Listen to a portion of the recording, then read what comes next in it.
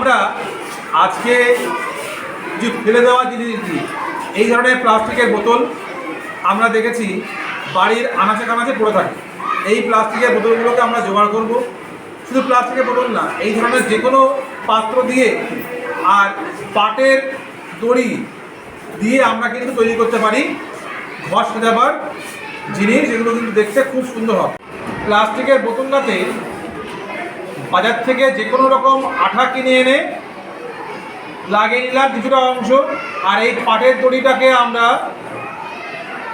অল্প অল্প করে এর গায়ে জড়াতে শুরু করলাম। কীভাবে জড়াবো একবার দেখে নাও।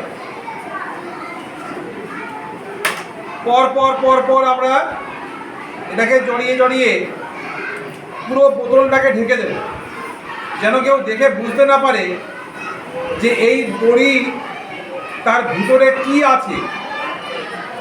আমরা পুরো বোতলটাকে এভাবে জড়িয়ে জড়িয়ে একদম উপর পর্যন্ত নিয়ে যাব, পুরো বোতলটাকে দড়ি দিয়ে ঢেকে দেবো। আমরা কি করলাম, সম্পূর্ণ বোতলটাকে এই সুতো বা দড়ি যাই বলি না কেন সেটা দিয়ে পুরো আঠা দিয়ে ঢেকে দিলাম। এর ভিতরে ছিল কিন্তু প্লাস্টিকের বোতল, দেখতে পাচ্ছ তোমরা। এবার আমরা এইটাকে বিভিন্ন রকমের সাজাতে পারি। আমরা পারলে এখানে দড়ি দিয়ে কোনো ফুল তৈরি করে লাগাতে পারি। আমরা পারলে এখানে কাগজের রঙিন কাগজ কেটে এখানে সাজাতে পারি, ইচ্ছা মতো সাজাতে পারি।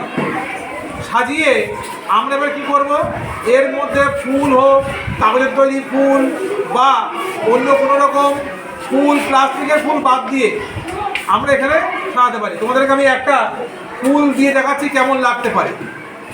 দেখো, আমরা এখানে একটা ফুল তৈরি করেছিলাম। এটা কিসের ফুল জানো? আমি ক্যামেরার কাছে এনে দেখাচ্ছি, দেখে নাও। এটা হচ্ছে আমাদের ফেলে দেওয়া যে ডিমের খোল, সেই ডিমের খোলটাকে নিয়ে আমরা কাগজ দিয়ে আর রং করে ফুল তৈরি করেছিলাম। এটাকে টিউলিপ ফুল বলা হয়। এই ফুলটাকে আমরা এখানে যদি কিনা ঢুকিয়ে দিই, দেখো কেমন সুন্দর লাগতে পারে। যদি কিনা আমরা এটাকে এখানে ঢুকিয়ে দিই, তাহলে কেমন সুন্দর লাগতে পারে এই ফুলটা যে এখানে থাকে। এমন করে তোমরা বাড়িতে ফেলে দেওয়া বোতল দিয়ে আর পাটের দড়ি দিয়ে তৈরি করবে ফুলদানি বা ফুলদানি।